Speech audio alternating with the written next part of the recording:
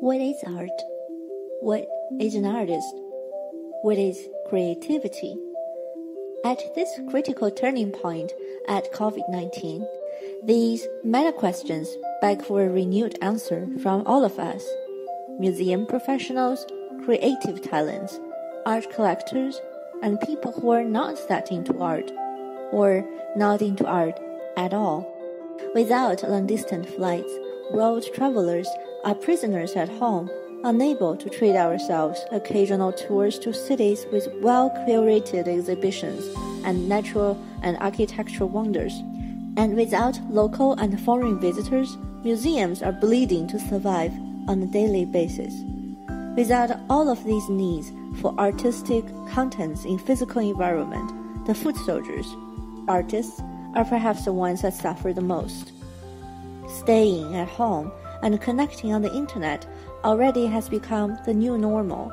The art world now finds itself competing on the opening platform, that is, the internet, with multiple content providers: movies, short videos, streamings, games, social media, and so on, for the limited attention of the users. The already troubled system now faces a fundamental challenge: to define art again, so to keep existing as the ecosystem around it. As two game designers with an art background, we naturally don't have a solution, but more doubts around it. What if COVID-19 is just a preview? After all, we're heading towards the superintelligence era, where the virtue, the nerve, the traffic, the productivity is everything. If intelligence could be defined as the field of artificial intelligence tell us, the capability of gathering, analyzing, and producing information, do we still need to learn and try to make art and become artists at all? Thus came the idea of the forgetter, a mundane job that uses brain-computer connection surface to refurnish and recycle dead artist's mind.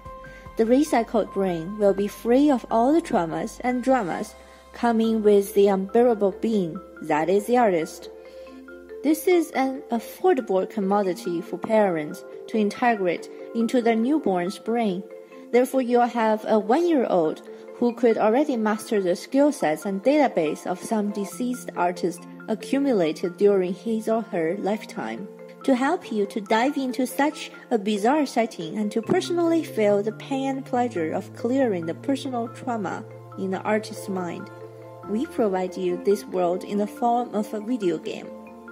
You get to choose how to do this operation, what to save, and what to forget. Besides this exploration of art per se, we also want to be meta in the way we execute the game, using art to tell the story, to set up the scene. More than 300 pieces of artwork from DSLcollection come into the game. They represent as both themselves a real artwork created and collected in real world, and memory blocks attached with intimate feelings in the game setting. They are the things you remember, and the crystallized symbols of the life you had and people you once cared. For the past 10 years, we've seen quite a few artists using game as a medium to create their masterpieces, and quite a few art institutions using game engines to build virtual museums showcasing their collections and exhibitions. The producer of the Forgetter game, DSLcollection, is one of the pioneers to applying VR engines producing digital museum, communicating itself with a world without a physical space. Now, we want to raise the bar even higher, making a game not as art or purely for art's sake, but as a combination of game and art.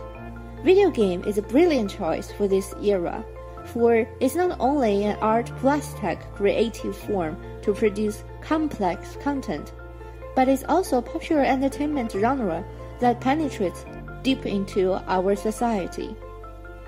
It is indeed both the medium and the message. In The Forgetter, we're ambitious to explore both the medium and message. By using DSLcollection works, we're experimenting ways for the players/users both see the art as art and play with the art as something intimate. By juxtaposing art as an intangible human creative form and a tangible materialistic being we produce and consume in the game, the forgetter encourages each player to arrive at his or her own answer of all the meta questions and intimate sentiment. 10 years ago, game scholar Eric Zimmerman predicts that game design and gameplay will be the new literacy for 21st century. Game is more and more the portal to the world for everyone who plays, just like print media was, just like film was. Every medium has its own way to engage the users to understand the message it carries. Game is no exception. Immersion and interaction. Instead of inviting someone to be a visitor to view an artwork, the forgetter places him or her at the center of this story to decide what is art and to interact in various ways with art in a personal story. Game also is a perfect medium to build a cubicle, a room, a house, a universe. In the forgetter, we build a space of mind full of details, moments, and emotions made up by 3D assets and real artworks. The forgetter is our way to engage with art and question art. We are a very boutique team, 2 designers and an art collection. We're making our own way of existing in and outside of the art world because all of us believe that art and creativity in general is never separable from everything else, from everyone's life. We embrace the turbulent change brought by COVID-19, by social media, and so on. Born in different parts of the world and growing up with our separate life journeys, all of us somehow in this team have one thing in common: our passion for art. Alan Kwan is a technologist, architect, and game artist who loves to visit museums just to feel how spatial configuration merge with the experience of art. Yang Jing is a writer and curator, also a museum major. She's fascinated with how museums make themselves the alternative universe to explore and reproduce content and form. DSLcollection, a long-term collector of Chinese contemporary art, has for a long time pursuing digital museology to open itself to anyone with an internet connection. Joining forces, we are engaging ourselves in the current hot debate. What's next for museums? What's next for art? By preparing our own answer. The game space, game design, game art, and game communication.